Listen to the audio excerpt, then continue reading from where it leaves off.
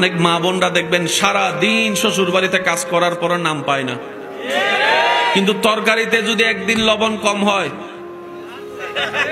আর যদি ভুল করে তরকারিতে চুল পাওয়া যায়, 17 বছর ধরে রান্না করে খাওয়াইছে, যে গরমে মানুষ ফ্যান ছাড়া 1 মিনিট থাকতে পারে না, সেই গরমের মধ্যে আপনার আমার মা বোনেরা চুলার আগুনকে সামনে নিয়ে ফ্যান ছাড়া পাকঘরের মধ্যে রান্নাঘরের মধ্যে দিন রাত রান্না করেছে আপনাকে আমাকে খাওয়ানোর জন্য, আপনাকে আমাকে খাওয়ানোর জন্য।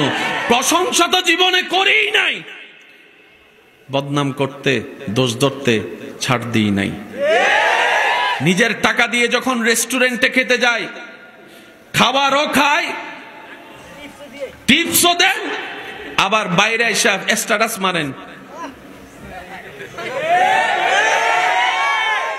কয়জন আছেন ফেসবুকে স্ট্যাটাস দিয়েছেন, মা আপনাকে ধন্যবাদ আজীবন রান্না করে খাওয়াইছেন। কয়জন স্বামী আছেন স্ট্যাটাস দিয়েছেন, বউ তোমাকে ধন্যবাদ নিজের কষ্ট সহ্য করে তুমি আপনাকে রান্না করে খাওয়াইছো। কয়জন আছে? একজনও নাই। রেস্টুরেন্টের প্রচারকারী আছি, থ্যাংক ইউ দেনেওয়ালা আছি, যাদেরকে দেওয়ার দরকার তাদেরকে দিই না।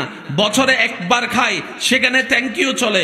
বছরে 365 দিন খাই 2 বেলা, সেখানে কোনো থ্যাংক ইউ নাই। এইকে আর কি খুশি করতে চাবেন? এইদেরকে আর কি খুশি রাখতে চাইবেন? ইমানদার ভাইরা, মনের কানটা প্রস্তুত রাখবেন। প্রথম অনুরোধ আপনাদেরকে করেছি মনের কান দিয়ে শোনার জন্য। আপনি আমি যাদেরকে খুশি রাখতে গিয়ে সারাটা জীবন ব্যয় করে দিচ্ছি, দিন শেষে দেখা যায় সবাই জিরুর কোঠার মধ্যে বসে আছে। বাবা সন্তানকে খুশি রাখতে পারে না, মা সন্তানকে খুশি রাখতে পারে না, সন্তানরা মা বাবাকে রাজি রাখতে পারে না, স্বামীর কাছে স্ত্রী খুশি হয় না, স্ত্রীর কাছে স্বামী খুশি হয় না, ভাইয়ের কাছে ভাই খুশি হয় না, ভাইয়ের কাছে বন্ধু খুশি হয় না, বন্ধুর কাছে এইভাবে চলে যায়। আর রব বলে, বান্দারে তুই আমাকে একটা সিজদা দিলে আমি খুশি হয়ে যাই। আর একটু জোরে। যাদেরকে খুশি রাখতে চাই জীবন দিয়া দিই। খুশি বলে না, খুশি হয় না।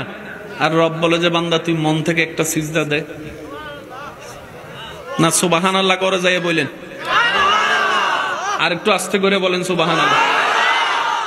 রব বলে বান্দা মন থেকে একটা সিজদা দে।